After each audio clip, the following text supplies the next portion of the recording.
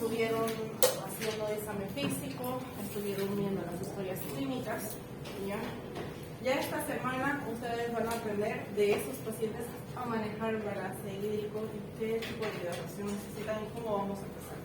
Siempre yo les digo que como mnemotécnico empecemos a valorar aunque no sea paciente de trauma con una vez de trauma, debido a que eso nos ayuda a como no saltarnos los pasos de valoración del paciente.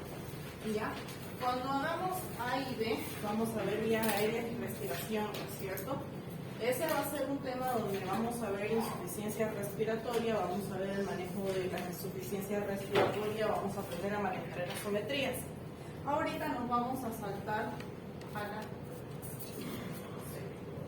circulación. Ya. En la parte de circulación, lo que nosotros tenemos que mantener es la hemostasia del paciente. Entonces, lo primero que vamos a ver es cómo vamos a hidratar al paciente. Si necesita transfusiones, cómo las vamos a realizar. Y obviamente que dentro de la C tenemos que ver manejo de electrolitos, que vamos a ver en la próxima clase. Y si el paciente tiene alguna pérdida sanguínea o algo que esté dificultando a que la circulación sea adecuada, se tiene que resolver. Eso ustedes me van a decir durante la práctica. Por ejemplo, tengo un paciente con un taponamiento cardíaco, nunca va a llegar a tener una buena circulación si yo no hago la pericardiocentesis, ¿no es cierto? Si yo no descomprimo su taponamiento. Si mi paciente tiene un neumotórax a tensión, si yo no lo descomprimo, el neumotórax tampoco va a empezar a circular adecuadamente. Si el paciente está demasiado hipotenso, por ejemplo, un choque cardiogénico, si yo no le administro vasoactivos, el paciente no va a circular adecuadamente, porque lo que está fallando es la bomba, ¿no es cierto? Tengo que darle algo para la bomba. Pero esos son casos extremos. Normalmente, casi todos los pacientes llegan a compensarse solo con estos frasquitos que ven ahí. ¿Ya? ¿Qué son? Cristaloides. Los cristaloides que más usamos son glucosa, solución salina, la solución de Ringer y la sangre. ¿Ya? Como ven, muchos contienen electrolitos y muchos no. ¿Ya? Entonces, vamos a ver que la glucosa, ya sea al 5, podemos tenerla al 10, al 20, al 50% en cantidades importantes o al 33% en ampollas pequeñas. La solución glucosa no tiene ningún electrolito. ¿Ya? Tiene un pH. ¿Cómo sería este pH? Así, ¿no es cierto? Con una osmolaridad de 253. Entonces, más o menos ahí van teniendo una idea de para qué la voy a necesitar, ¿cierto? La solución salina tiene sodio y cloro. Tiene un pH un poquito más neutro, pero tiene una osmolaridad importante. Entonces, muchas veces cuando queremos dar volumen adecuado, ¿no es cierto? Las soluciones Ringer, tanto el Ringer lactato como el Ringer normal, tienen muchos electrolitos en los que no tenemos magnesio. El lactato, tiene un pH neutro y tiene una osmolaridad relativamente elevada. La sangre se tiene todos los electrolitos, un pH más neutro y una osmolaridad elevada, también una buena osmolaridad, o sea que también nos da buen volumen, ¿no es cierto? Pero veamos cómo lo vamos a usar. Vamos a tener en cuenta que la solución glucosa en el manejo hídrico normalmente es hipotónica. Por cada 100 ml infundidos, 7.5 ml permanecen en el espacio intracelular y es inadecuada para la calibración de líquidos.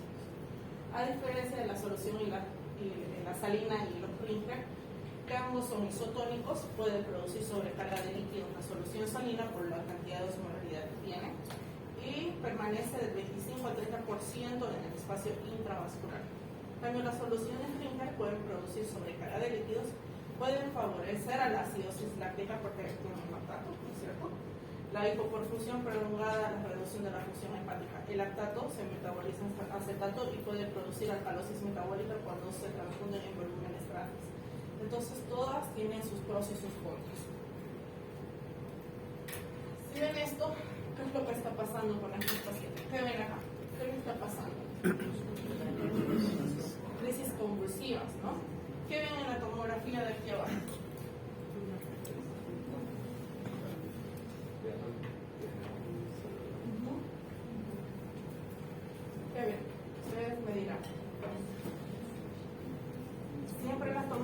vamos a valorar de afuera hacia adentro, que ven en partes blandas.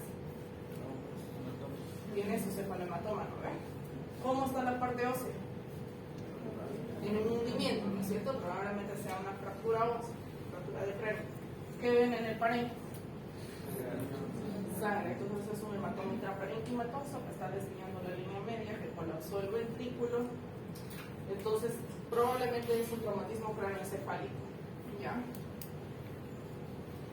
Si ustedes ven pacientes que estén convulsionando, traumatismos craneoencefálicos, embolias, ya sea ACVs isquémicos o hemorrágicos, pacientes con meningitis o con cualquier síntoma neurológico, el tratamiento es con solución salina. ¿Ya? Cualquiera de las otras soluciones le va a producir edema cerebral y nosotros queremos evitar que ese cerebro siga sufriendo. Si el cerebro tiene más edema, ese hematoma que está aquí va a comprimir más y esta área del cerebro que está sanita va a empezar a morirse. Si fuera un ACV isquémico, igual. Si fuera un ACV hemorrágico, aunque no tenga la fractura de cráneo, igual.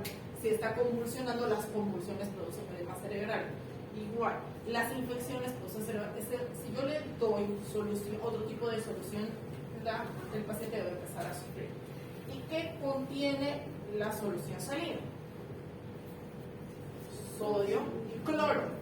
Entonces, si mi paciente llegara a tener edema cerebral, ¿qué pasa cuando ustedes comen una papa frita? ¿Qué pasa con su lengua? O unos nachos, o una maní salado. ¿Cómo van a sentir su lengua?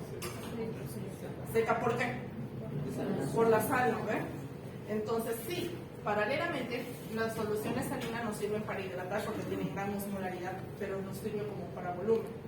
Pero también nos ayuda a que ese cerebrito no se edematice porque tiene sal, ¿no es cierto? Porque tiene sal, va a pasar como lo que dio en Wicca. En el cerebro, en el resto de los órganos va a ayudar a perfundirlos, porque tienen buena osmolaridad, ¿ya? Obviamente nos puede servir para el resto de las patologías, pero en estas son indicadas la solución salina, ¿ya? La solución salina la tenemos en 100 ml, en 500 ml y en 1000 ml, ¿ya? Entonces nos dan bastante volumen. Bueno, nos dan bastante volumen. Pero, si vemos esto, ¿qué está pasando aquí? Tenemos un paciente que está vomitando. ¿Y allá qué hay? Sangrado, es una fractura expuesta. O sea, hay bastante sangrado. Entonces, ¿qué está pasando con estos pacientes? Están perdiendo líquido, ¿no ve? Si están perdiendo líquido, están perdiendo electrolitos. Entonces, ¿qué soluciones tienen electrolitos para administrar? Los Ringer, ya sea el Ringer normal o el Ringer lactato, son las soluciones que tienen los electrolitos. Entonces, si ustedes ven que su paciente está con vómitos, diarrea, la fiebre produce pérdida de electrolitos, sangrados activos, las soluciones para administrar son las Ringer. Obviamente, si está en un paciente con signos de shock, doble vía periférica de corto y grueso calibre, y se le administra en ambas soluciones Ringer, de preferencia el lactato, porque normalmente nos hacen acidosis metabólica, ya por la pérdida de la bolemia. Entonces, como el lactato produce alcalosis, o sea, con eso vamos a contrarrestar la acidosis metabólica, que vamos a llevar como manejamos esas acidosis metabólicas. Entonces, la solución para administrar son Ringer porque tienen electrolitos, ¿ya? Al tener lactato, el lactato produce edema cerebral.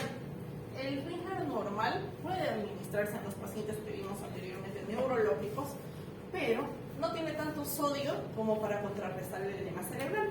Así que, por eso la solución salina es adecuada.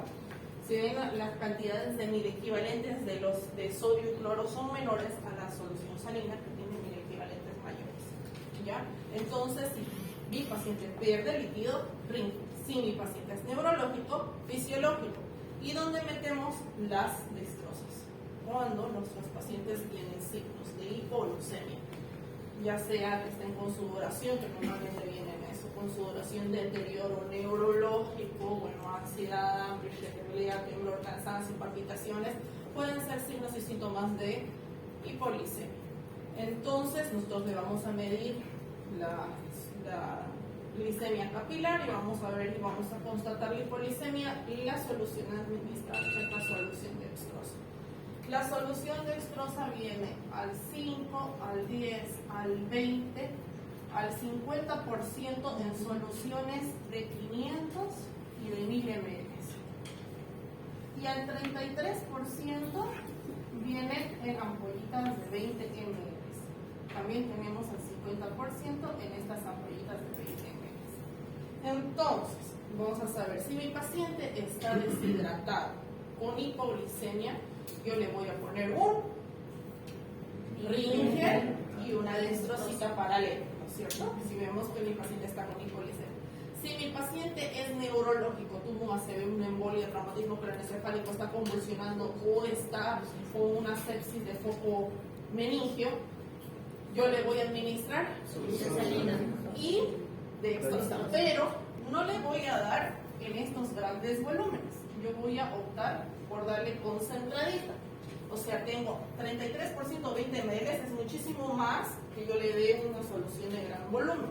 Entonces no le voy a producir edema porque 20 ml lo van a metabolizar rapidito a su cuerpo, ¿ya? Si mi paciente tiene síntomas neurológicos y está con hipoglicemia, solución dextrosa, pero en volúmenes bajitos, en ampollitas de 20 ml, ¿ya? No le voy a dar grandes volúmenes, solo si veo que tiene signos de deshidratación. Otros pacientes que se les puede dar dextrosa son los pacientes que van a quedar mucho tiempo sin comer.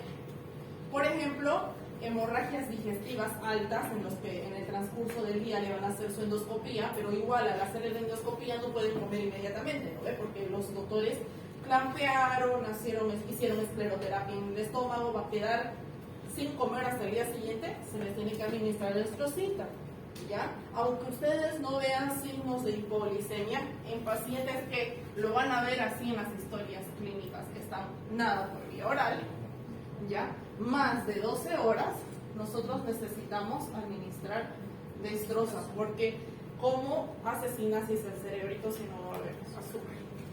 ¿No es cierto? Entonces necesitamos dextrosa.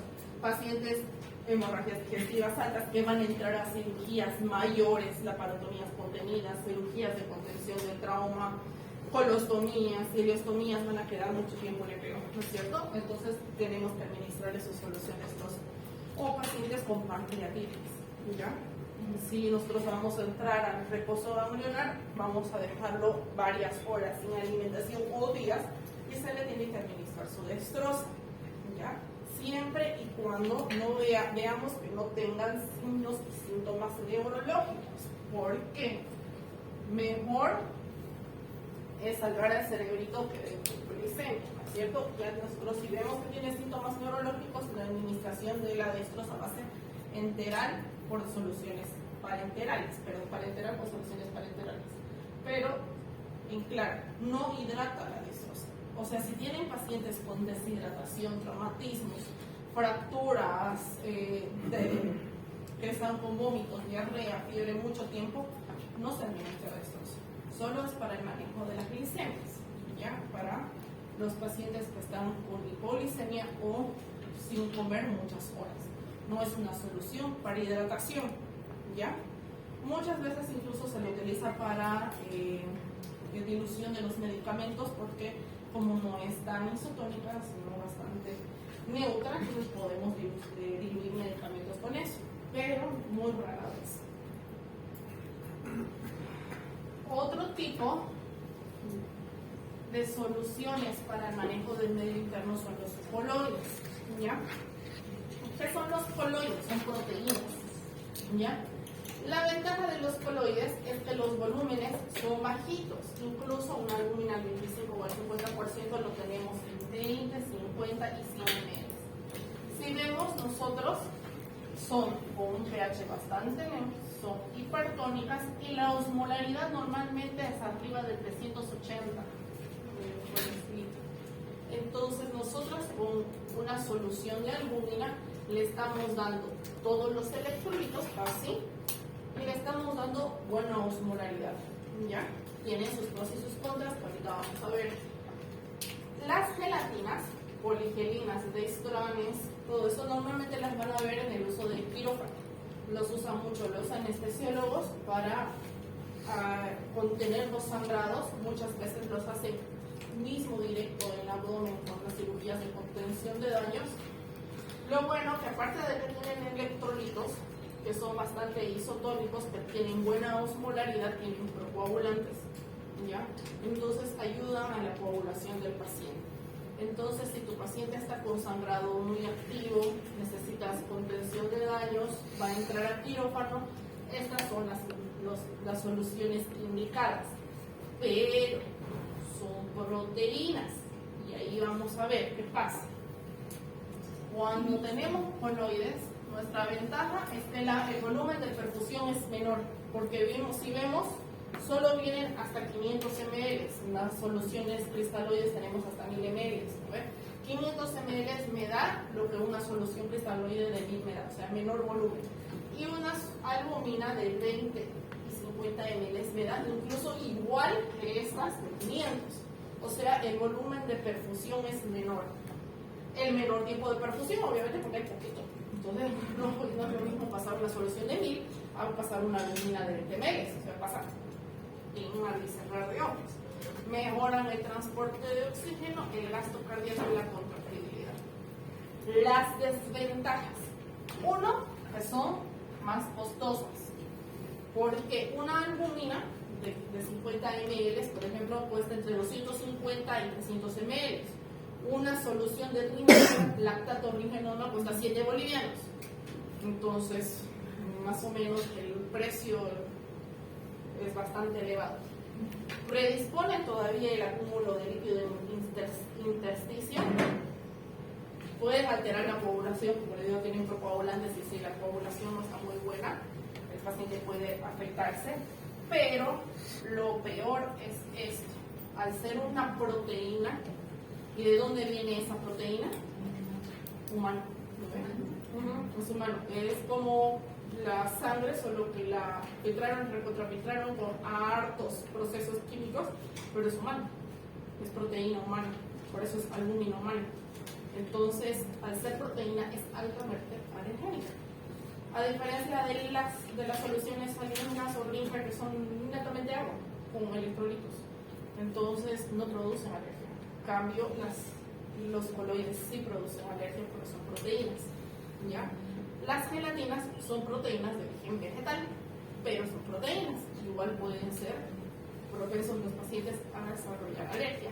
Y si el paciente está en choque y le producimos una alergia, nos va a producir un choque anafiláctico, lo más probable. Entonces vamos a complicarlo peor. Pero muchas veces nos ayudan. Por ejemplo, los choques cardiogénicos en los que mi bomba está fallando, yo no le puedo dar mucho líquido, voy a correr el riesgo de hidratarlo con soluciones coloides, porque es menos cantidad de volumen y le estoy dando todo lo que me está pidiendo el cuerpo: electrolitos, osmolaridad y perfusión, porque dan mucha perfusión, ya mejoran el transporte de oxígeno. Entonces ahí lo ideal es los coloides. ¿Cuándo más voy a usar coloides? En los grandes quemados, porque los grandes quemados pierden proteínas. Necesitamos esas proteínas. Hepatópatas crónicos. ¿Qué pasa con los hepatópatas? No depletan volumen, se hinchan, ¿no ve? Hemos visto durante la práctica un par de hepatópatas que estaban hinchados, pero era por falta de proteínas, no porque necesitaban depletar volumen, sino eran las proteínas. Entonces, si le administras proteínas, ese edema va a fundir y el paciente va a empezar a perfundir mejor. Entonces, cardíacos, grandes quemados y hepatópatas, lo ideal son los coloides, ¿ya? Cristaloides. Las ventajas: tienen mejor expansión en el líquido extracelular, mejoran los parámetros cardíacos pulmonares renales, la coagulación e inmunológicos, mínimas reacciones anafilácticas y el costo menor. La desventaja es que reduce la presión oncótica, predispone edema pulmonar y periférico por los grandes volúmenes, interferencias en el intercambio de oxígeno, sobre todo si el paciente es propenso a edema pulmonar, y retrasa la cicatrización de las heridas, porque si el paciente está con edema, esas cicatrices o esas heridas no van a cicatrizar adecuadamente. Así que siempre hay que tener cuidado. ¿Cuánto yo voy a administrar? Ahorita vamos a ver cuánto yo voy a administrar. Pero normalmente son 30 ml por kilogramo de peso del paciente en infusión continua. ¿Ya? O sea, pues se calcula en 24 horas. Pero las nuevas guías nos dicen que mejor son soluciones en cargas o bolos, como le decían. Entonces uno hace 500 ml, va viendo cómo va la respuesta, otro 500 ml, va viendo la respuesta, otro 500 ml y van viendo la respuesta, cuando estamos hablando de los cristaloides, claro, ¿no? Para ver que no haya sobrecarga. Signos y síntomas de sobrecarga: antes de ver edema, el pulmón va a empezar a hablar. ¿Qué va a empezar a decir el pulmón? Crépitos, muy bien. Entonces van a empezar a escuchar crépitos y ahí frenamos. Obviamente que hay pacientes que tienen crépitos de base porque están viniendo o ya sobrecargados o con una neumonía. Vienen con crépitos, vienen con estertor, con roncus, sibilancias, pero si mi paciente ingresó con pulmones limpios y después de administrar el líquido yo empiezo a escuchar crépitos, significa que lo estoy sobrecargando. Y freno, ¿ya? Y voy viendo cómo está orinando. Si está orinando adecuadamente, lo dejo con buena solución y con una buena hidratación. Si no, le paro la hidratación y le voy haciendo jalitas de líquido según lo que el paciente te vaya tolerando, ¿ya? Pero eso no es suficiente. Tenemos pacientes que lamentablemente necesitan otro tipo de cristaloides. ¿Cuál es el cristaloide que nos falta? A ver si prestaron atención. Si mi paciente está perdiendo sangre, yo le puedo administrar coloides, cristaloides, le puedo dar líquido, y si no hay hemoglobina, ese oxígeno no va a transportarse, no va a circular. Por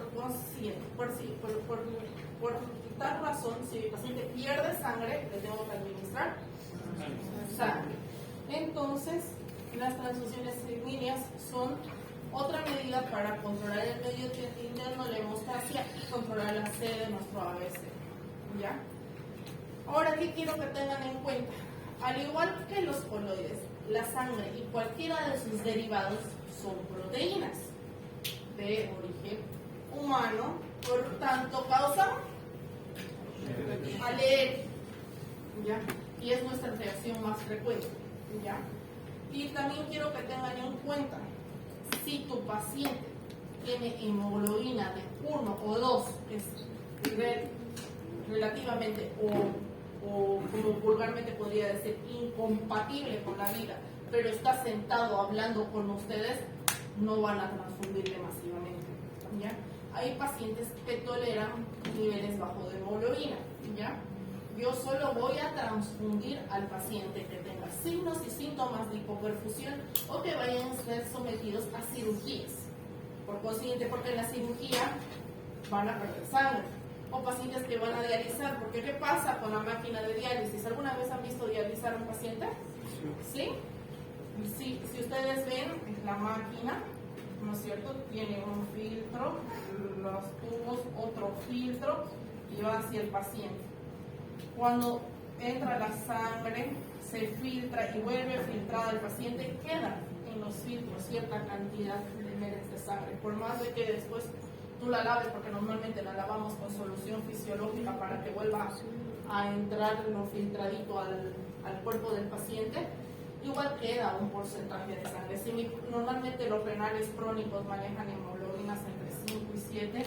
Si tienen una hemoglobina de 5, probablemente baje a 6 y el paciente tenga signos y síntomas de hipoperfusión, ¿ya?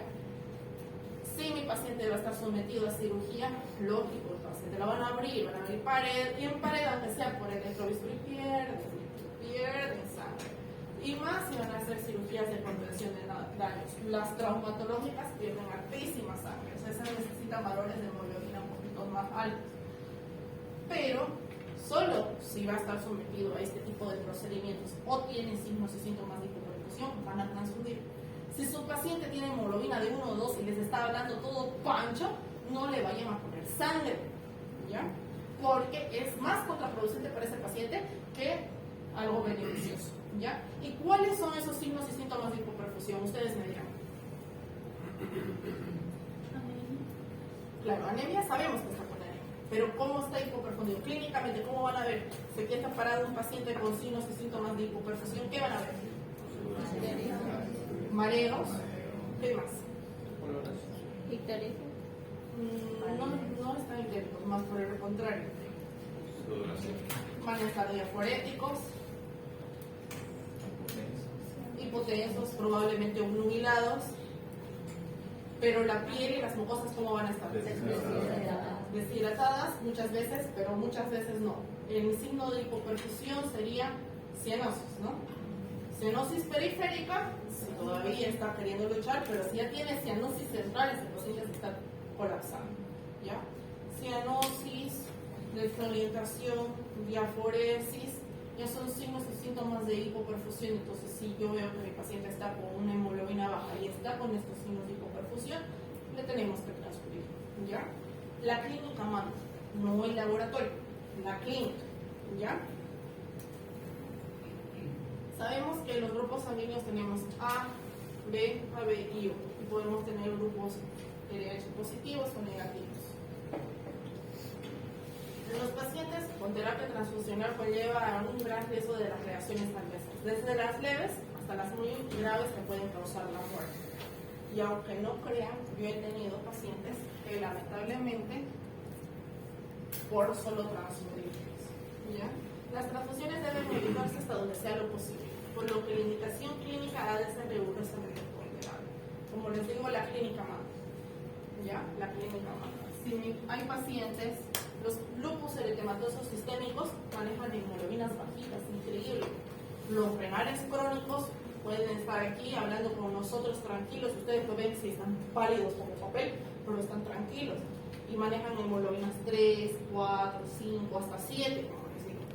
Los pacientes con distintos tipos de leucemias manejan hemoglobinas bajas y sin demostrar o sin tener signos y síntomas de hipoperfusión. Entonces, esos pacientes no se van a tratar. Otro tipo de paciente que maneja hemoglobinas bajas, porque ya su cuerpo se fue acostumbrando, son los pacientes con pérdidas sanguíneas leves, prolongadas, como las hemorragias digestivas. Por ejemplo, las hemorragias digestivas altas, muchas veces los pacientes tienen una melena y para solo fue una. A los días tienen otra melena. ¿Qué es melena? Sangre en heces, ¿no? Y para.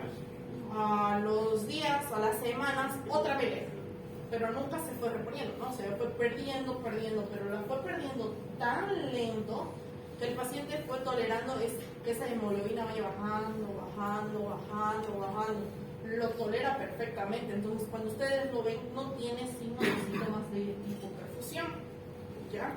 O los pacientes con hemorroides, hemorragias digestivas bajas. Hay un montón que sangran, tienen esos sangrados profusos y después paran. Perdieron hemoglobina, después vuelven a sangrar después de días o semanas y paran. Entonces las pérdidas son tan paulatinas que su cuerpo se van a acostumbrar. Entonces, si tú le transfundes rápido a esos pacientes, vamos a poder tener cualquiera de estas reacciones adversas. Inmunológicas inmediatas, hemolíticas, febriles no hemolíticas, alérgicas, que las vemos, urticarias, anafilácticas, normalmente nos hacen daño pulmonar por la enfermedad de Trali, que la van a conocer. Tardías, a la inmunización contra antígenos eritrocitarios, leucocitarios, plaquetarios y proteínas plasmáticas. Hemolíticas también pueden hacer enfermedad de injerto contrahospedero, púrpura post-transfusión e inmunomodulación por la transfusión. Inmediatas, contaminación bacteriana, sobrecarga circulatoria, hemólisis no inmune, mecánica termosmótica, embolia aérea por partículas, hipotermia, porque lamentablemente muchos de nuestros hemoderivados están fríos por temperatura ambiente, desequilibrios electrolíticos como hipocalcemia, hipopotasemia, hipomagnesemia, hipoambulopatías hemodilucionales y tardías, hemosiderosis, transmisiones de infecciones virales, bacterianas y parasitarias. ¿Qué pasa? Ahí vamos a hacer uno. Si ustedes van a donar, ¿han donado sangre alguna vez? Sí. ¿Sí? Ya. Si han donado sangre, se presentan en la unidad transfusional o en el banco de sangre y les toman una muestra, ¿no es cierto?, para ver si son aptos para la donación. ¿Qué es lo que les piden de laboratorios? ¿Se acuerdan? VIH, biopsia, Chagas, hepatitis, B y C normalmente. ¿Qué más? Le hacen un hemograma porque tienen que ver que no estén anémicos. ¿Qué más? BDL. Para sí. ¿Y ustedes creen que solo esas enfermedades se contagian, pues,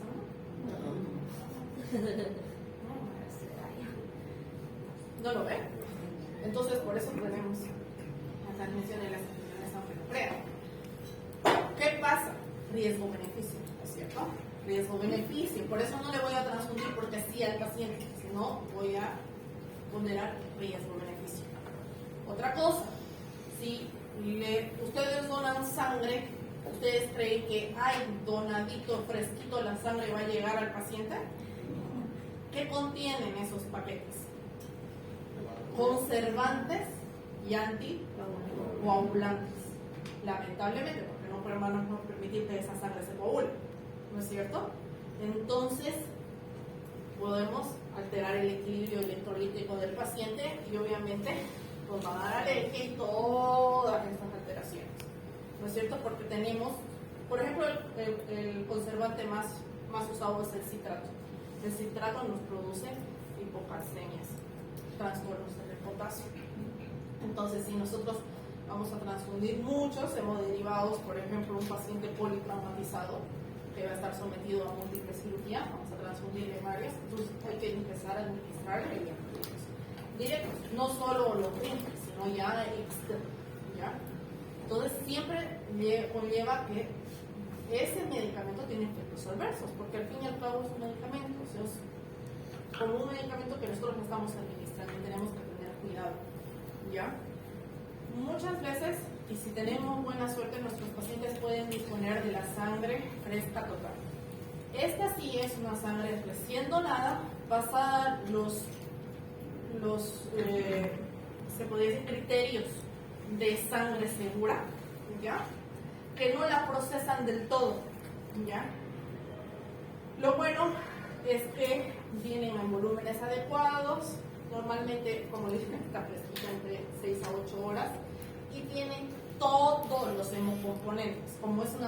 Como lo dice total, podemos tener concentrados eritrocitarios, plasma, plaquetas, crioprecipitados y los otros factores de coagulación en un solo concentrado de sangre.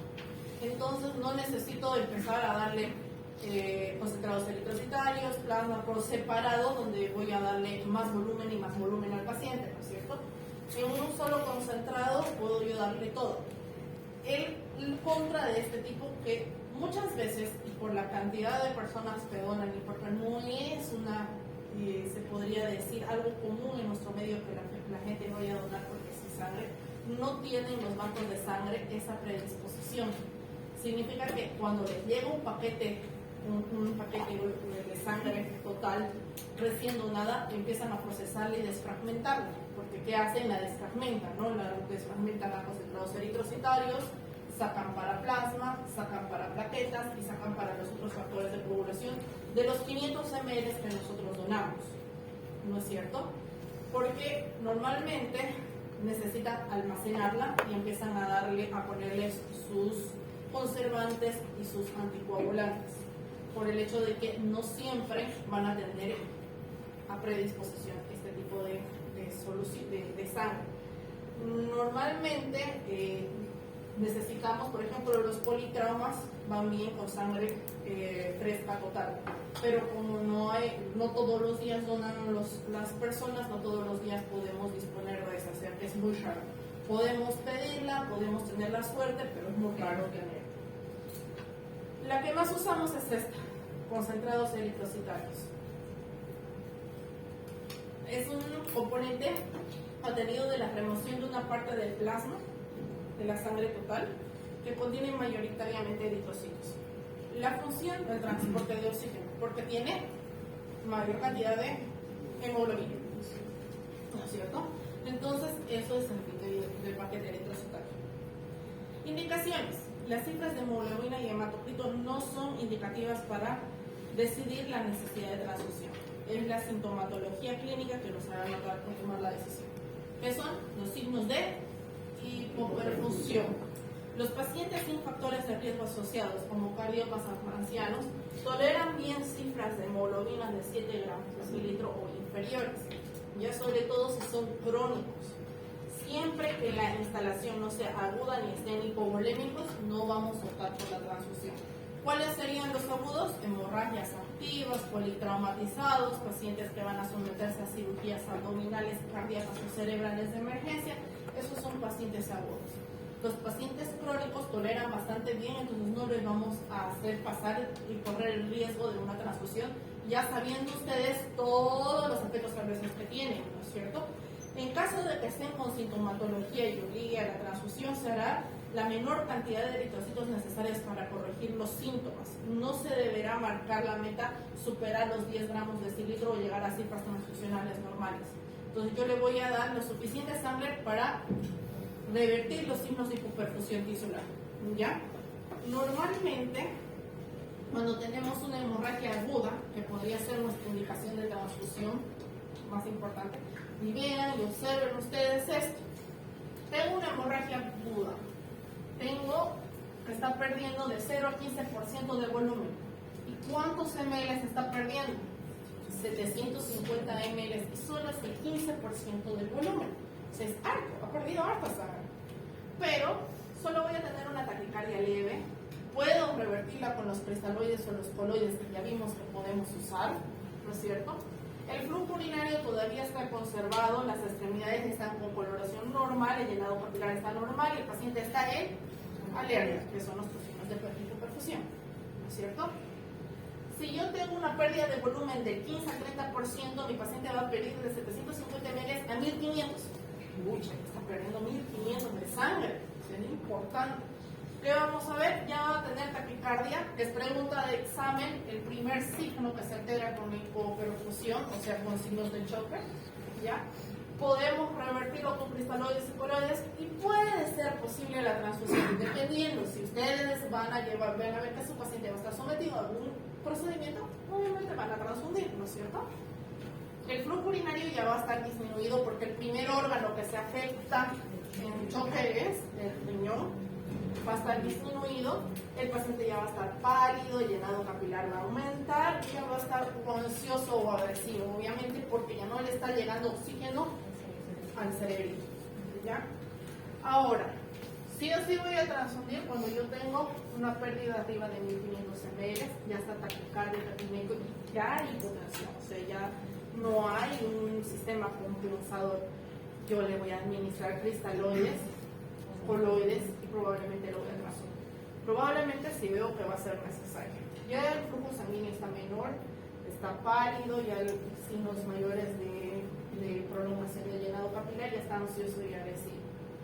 Ahora, con mayor de 2000 ml está taquicárdico, probablemente ya no tengamos presión, se administran los 3 tipos de soluciones o cristaloides y transfusiones solamente, ya está anúrico, pálido, frío, el llenado capilar es indetectable y normalmente los pacientes ya están en estupor. Pero a lo que yo quiero que vean, que los volúmenes de pérdidas para que sean indicador de transfusión sí o sí son altos. No es que el paciente va a tener un pequeño sangradito ahí, transfúndale. No, tiene que tener signos y síntomas de hipoperfusión tisular, ¿ya? Los pacientes con enfermedades pulmonares severas, mayores de 70 años y hemoglobinas menor a 9, normalmente van a necesitar transfusiones porque probablemente se lleguen a descompensar más, pero normalmente podemos revertir esas anemias porque son crónicos con cualquiera de este tipo de se podría decir soluciones o medicamentos, hierro, ácido fólico, vitamina B12 o administración de eritropoyetina, ¿ya? Incluso tenemos hierro endovenoso, no solamente el hierro.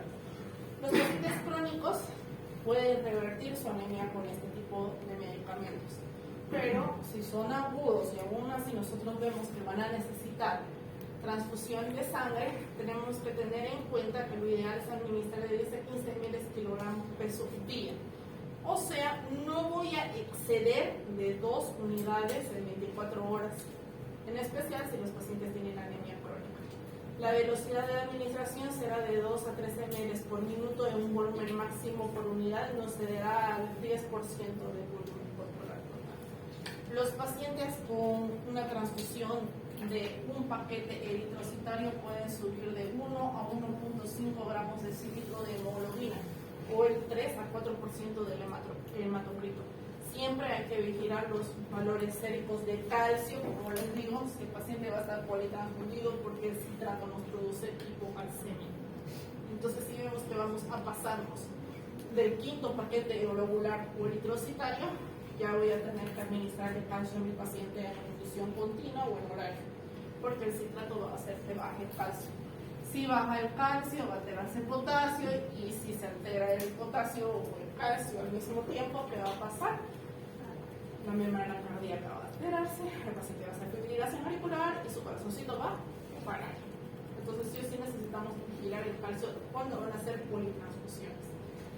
Vean ustedes, si mi paciente sube 1 gramo de cilitro de hemoglobina y tiene 6 de hemoglobina, le administro 2 paquetes globulares, llego a 8 valores aceptables, ¿no es cierto?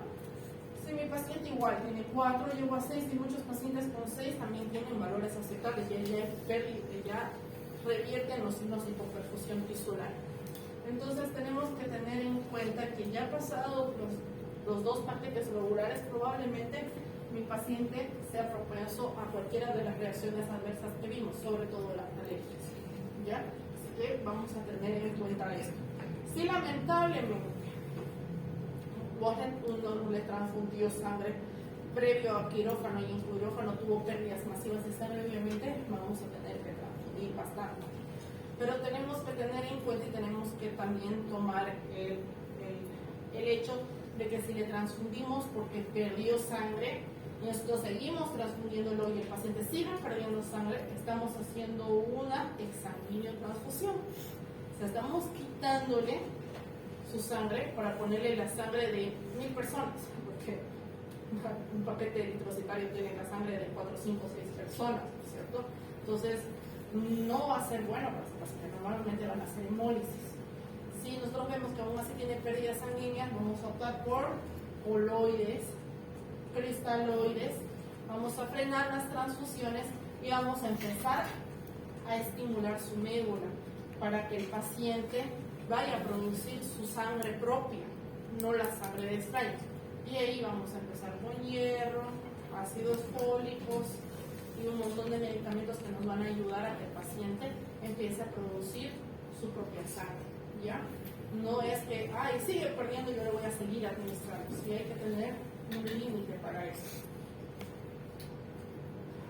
Ahora, no solo tenemos esos concentrados eritrocitarios. Gracias a Dios, la tecnología nos ha dado que tenemos una gama de concentrados eritrocitarios.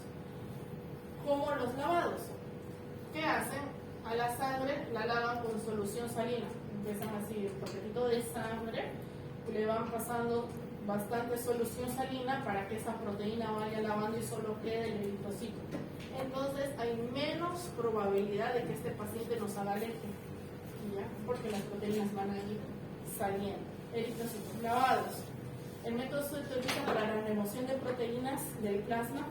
No es un método que modifique el antígeno de la membrana eritrocitaria ni es eficiente para la remoción de leucocitos. O sea que todavía hay otros efectos adversos de las transfusiones, como las transmisiones de cualquier otro tipo de patologías o enfermedades, porque como dijimos, la sangre no solo va a tener hepatitis, VIH, sífilis o chagas, ¿no? Tiene un montón de gérmenes que se pueden contaminar o se pueden transfundir. Las indicaciones son las reacciones transfusionales de tipo alérgico o que tengan pacientes con deficiencia de IgA, o las transfusiones intrauterinas para los bebés. Para la dosis es la misma que el concentrado de eritrocitario. Ahora, los leucorreducidos, esas sí nos pueden ayudar sobre todo para la prevención de la autoinmunización evitar la refractoriedad en pacientes que requieran soporte transfusional a largo tiempo, los lúpicos renales crónicos, pacientes que tengan continuas transfusiones, un grupo reducido nos va a ayudar a que tengan todos esos efectos adversos, prevención de las reacciones febriles recurrentes hemolíticas asociadas a transfusión, prevención de las infecciones, sobre todo por citomegalovirus, que son no controlan, asociadas a la transfusión. O sea, van a reducir los leucocitos, lo van a procesar el paquete para reducir la mayor cantidad de leucocitos. Ahora también los tenemos los radiados. Esto es muy indicado en los neonatitos, en los pacientes con cáncer. Los van a irradiar con rayos gamma, ¿ya? Dentro de los primeros 14 días de obtenida la sangre podemos ir irradiándola. El objetivo que persigue es eliminar la cantidad mitótica de los linfocitos para evitar la enfermedad injerto controspedero asociado a las transfusiones con receptores de riesgo. ¿Cuáles serían los receptores de riesgo?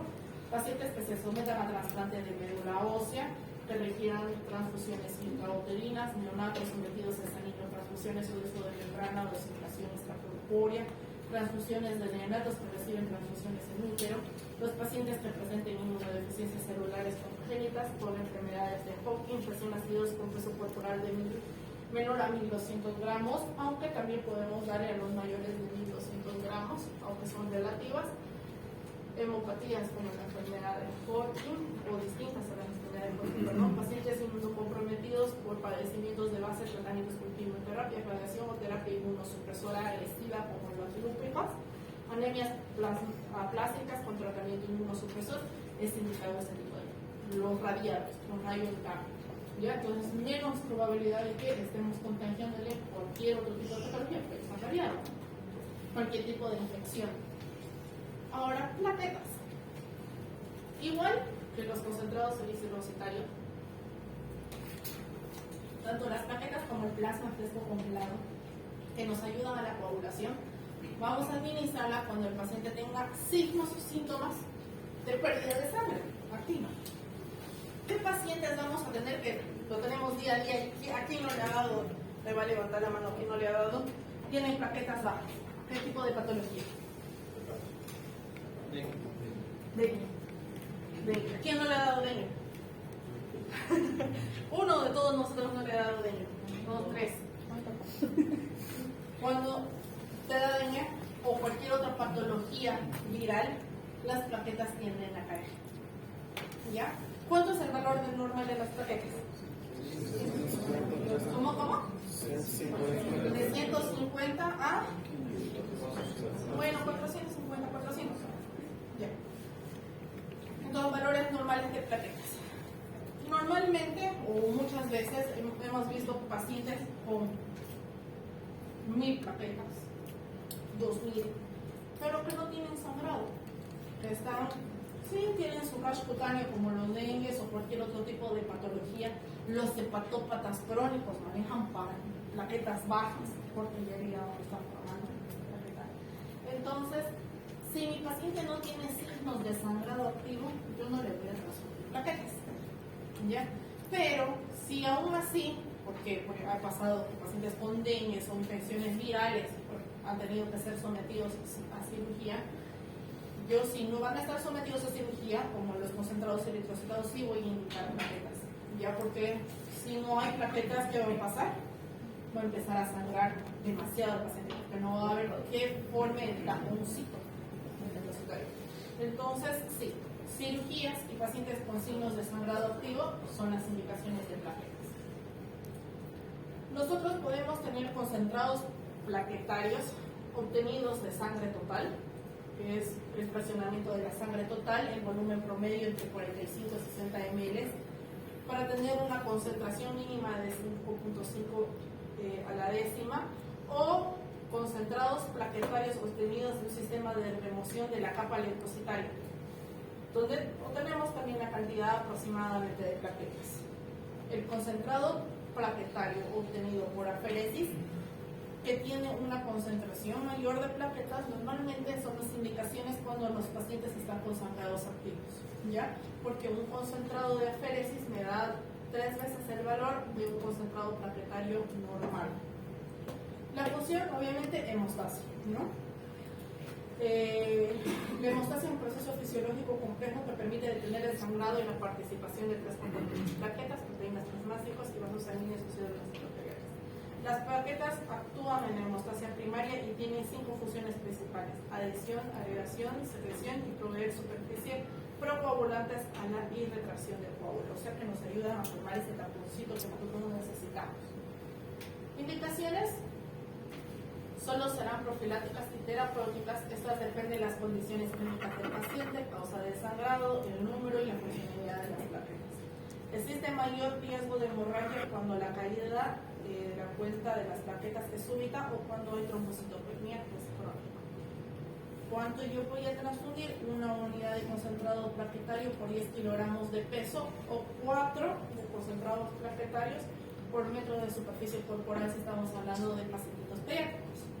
Entonces, si mi paciente pesa 70 kilogramos, ¿cuántas unidades de concentrados plaquetarios le voy a dar? 7 unidades, ¿no es cierto? Fácil, no está difícil de perderse. Ahora, una unidad por cada de 5 kilogramos de peso o bien una unidad de aféresis con la doble de cosecha de plaquetas también puede ser óptima si ustedes no quieren sobrecargar al paciente. Pero si el paciente tiene sangrado activo, lo ideal es 7 unidades, o una unidad por cada 10 kilogramos, ¿ya? La dosis máxima sería esta.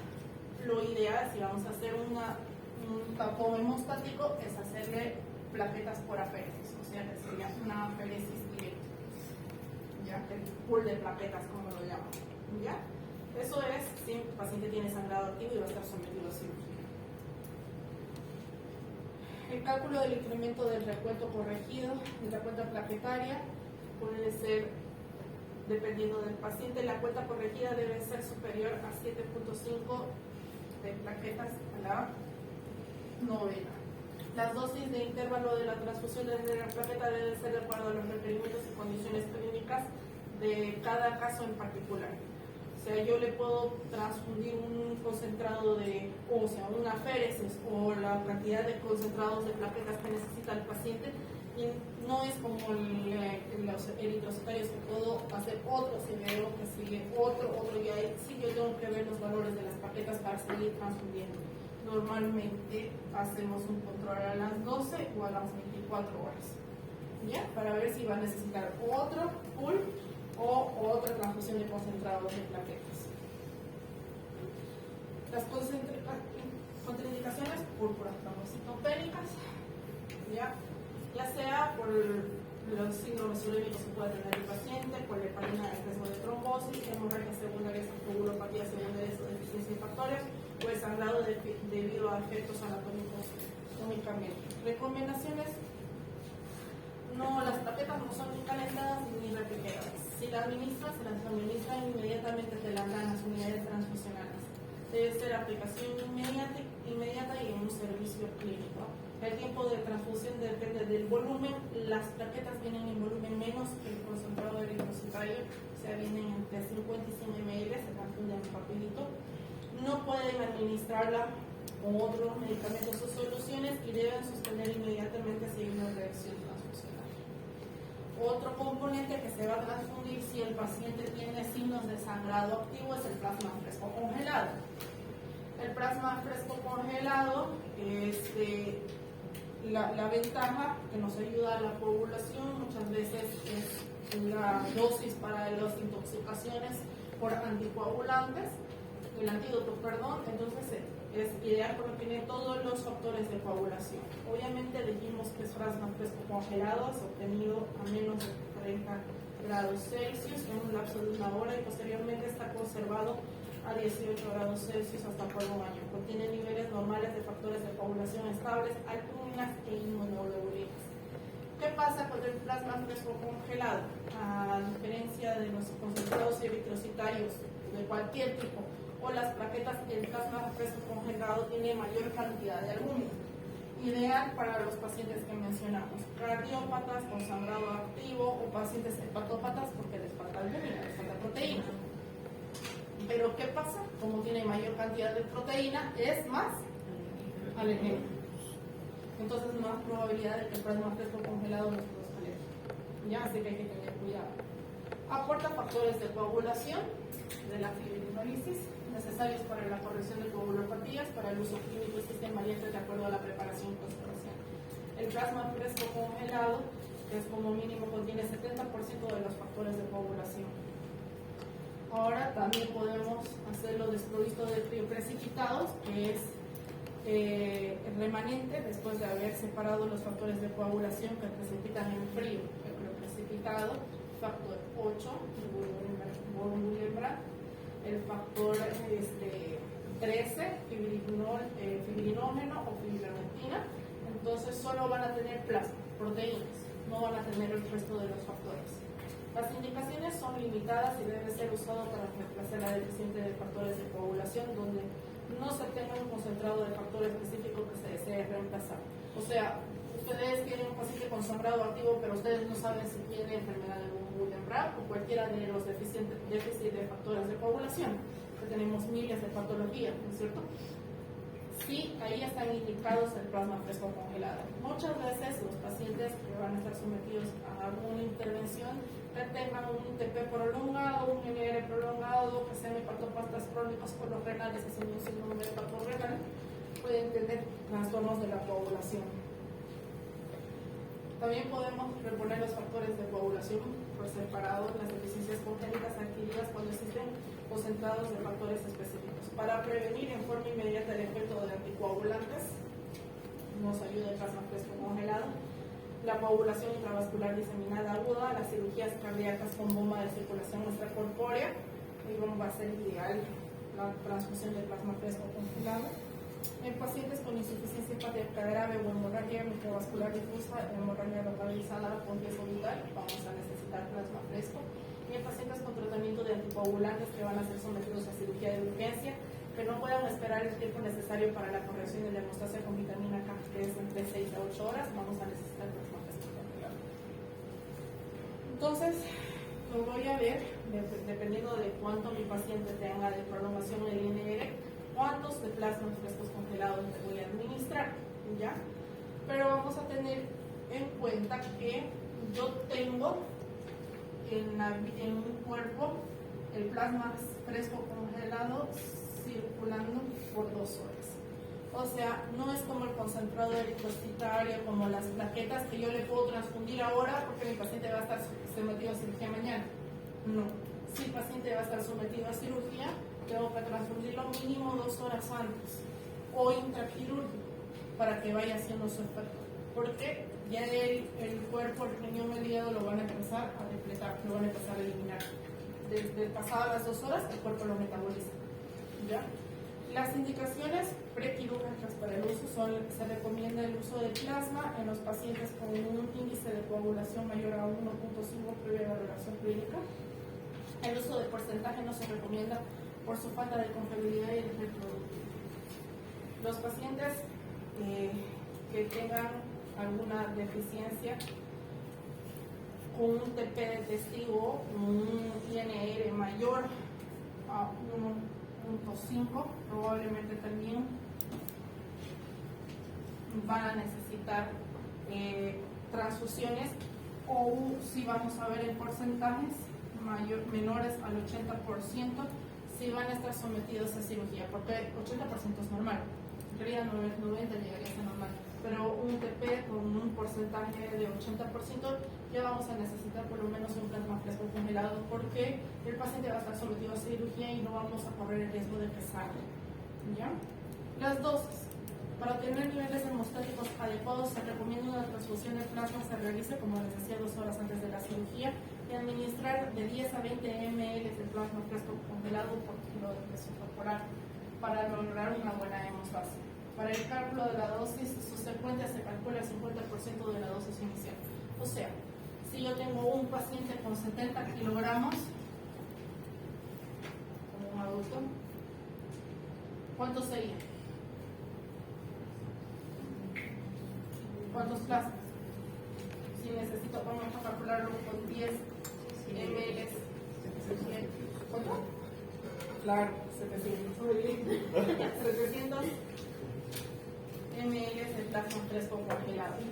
La segunda dosis va a ser la mitad, 350, ¿no? ml. 350 ml. Y así yo voy a ir administrándole de acuerdo a lo que mi paciente vaya a necesitar. ¿Ya? Crioprecipitado. Ya, acá es una remoción del mismo plasma, lo sacan en el crioprecipitado. Cuando nosotros vamos a tener pacientes con sangrado activo, lo ideal sería un concentrado eritrocitario, un crioprecipitado y un pool de plaquetas. Y eso es un tapón hemostático. Con el crioprecipitado, que también se deriva del plasma, tenemos un concentrado de factores de coagulación. Tenemos el factor 8, tenemos fibrinógeno, factor 13, factor de bromuro de gran, fibroleptina para transfundir. Podemos administrar 10 unidades de crioprecipitados, que sería la dosis. En realidad, un crioprecipitado son 10 unidades para el pool. Esa es la dosis para un adulto de un peso promedio de 70 kilogramos a 120 kilogramos. 10 unidades de crioprecipitados.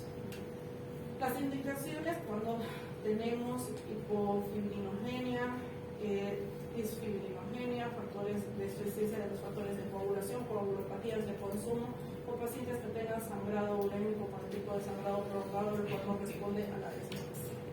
Los pacientes que tengan sangrado activo también está indicado. También tenemos factores de coagulación en específico para transfundir. Los distintos factores, ya sea el factor 8, el factor 13, separados se pueden transfundir, tenemos para transfundir en ampollitas, y sería lo ideal transfundirlo directo si sabemos que ese paciente tiene déficit de estos factores. ¿Ya?